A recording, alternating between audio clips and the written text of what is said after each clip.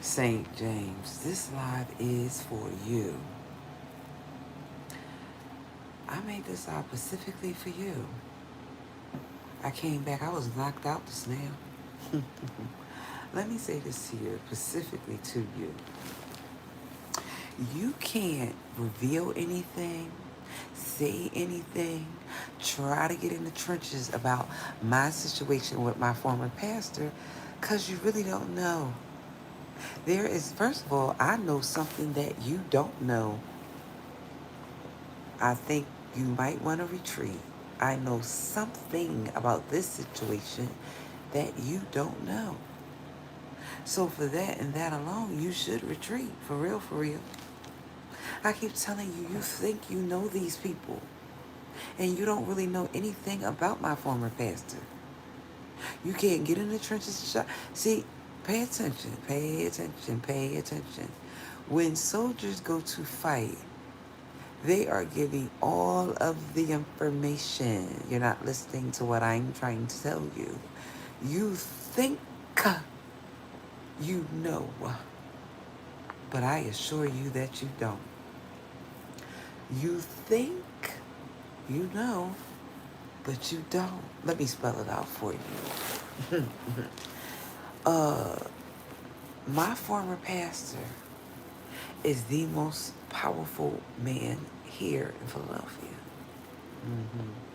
So then, while you think you're getting in the trenches for him, you're not, or even considering trying to get in the trenches for him. See, whenever I have dreams, I always pay attention to the people in the dreams, what is being said, and the context of it. Why?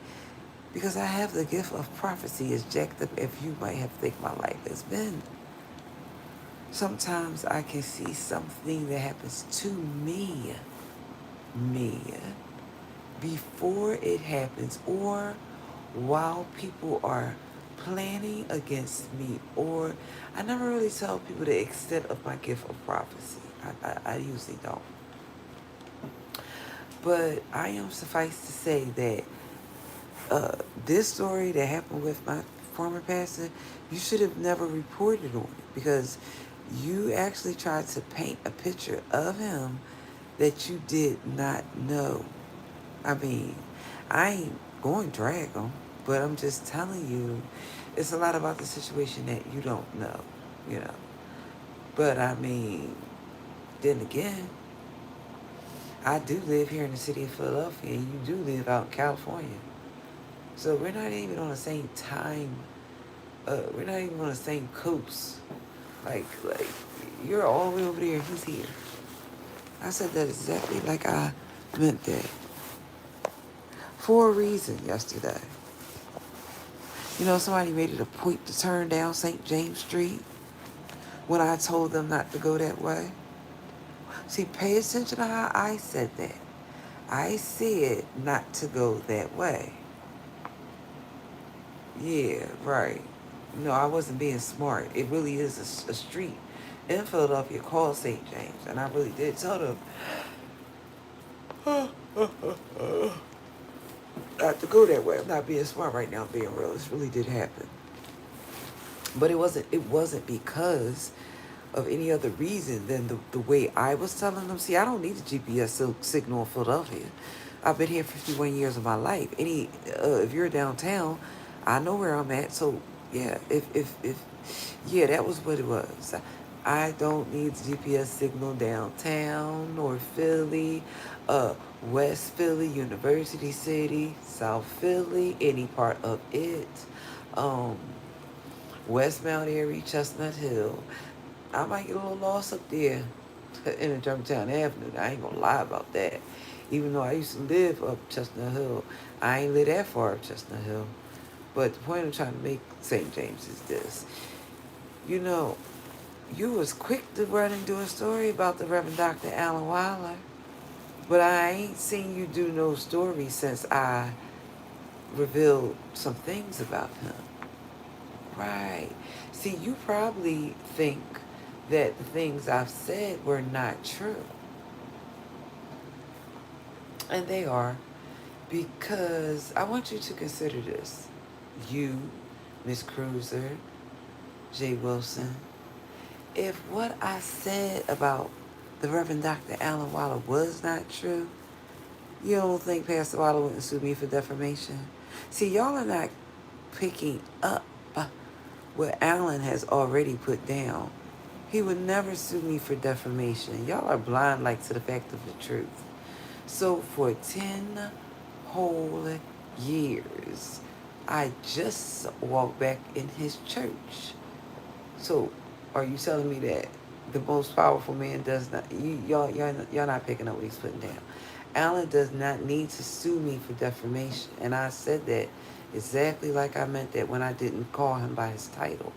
Alan does not need to sue me for defamation of character.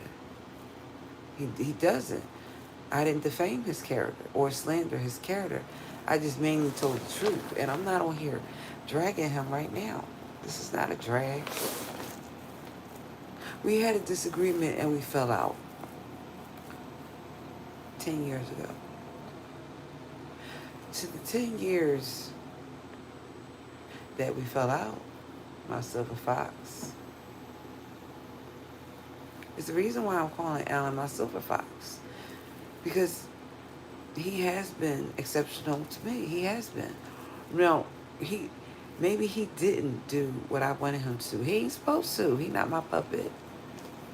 He's not my puppet. He's not. He ain't supposed to act like I want him to act. He's not my puppet. Seriously, I'm being serious right now. Although I dragged him yesterday, no, he is not my puppet. And so the reason why I'm saying that is because I've said some harsh things about my former pastor. And just because I'm mad, it doesn't mean that he deserves that. Because I don't, here's the whole thing. He does not treat me like I treat him. He's a better person than I am. Although we fell out. See, listen, if we were judging characters right now, then I am going to say it. He's a better person than I am. Because he always helps me when I say bad things about him. Just because he doesn't respond the way that I would like him to respond, it never changes the history of the last 10 years. He's around people that does not accept me. That doesn't mean that he himself doesn't really have a problem with me coming back, or else he wouldn't have let me come back. It's the people that are around him. See, I have to tell the truth. I can't lie, because somebody's going to read my wall, read my post, and think that, no, he got dragged, or I dragged him because he didn't stand up to the people that are under him. And I said it the exact way I meant it. I always tell him that. And I always tell him that for a reason. See, he can't be Kathy. See, he cannot be me. And the reason why I say that is because if those people was under me, I would have told them real quick. But he ain't me. We're not the same. We don't do things the same way. First of all, the way that he moves and I moves, see, he moved and they can't stop him from moving. Pay attention to what I said.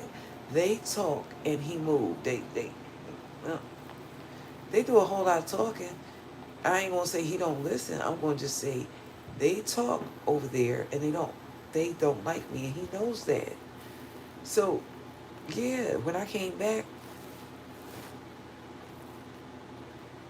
I did go back. I did.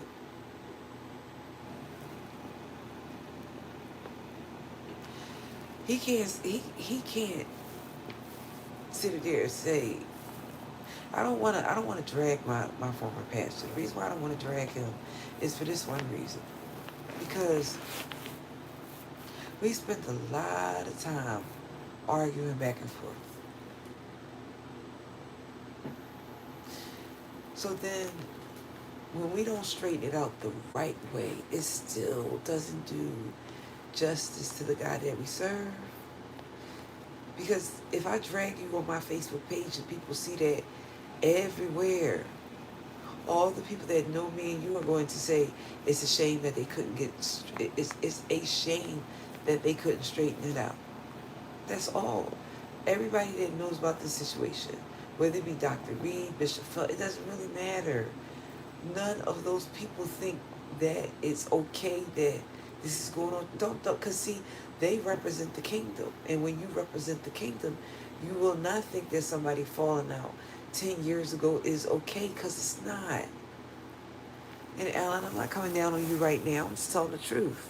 I don't care about Deacon Sherrod and Calvin Cannon and none of the people over there who think that it's okay to argue with somebody and perpetuate. No, because then that would mean that they should put down the Bible that they read, because that means that they don't believe in the God that they serve. Because when you really believe in the God that you serve, you won't think it's okay to be separated from your church for 10 years, or go to another church and they're talking about what happened there. They're not necessarily talking about what happened over there. Y'all are talking about how I left and went to another church. So then that would mean if y'all came to the church where I am now, here's the whole thing.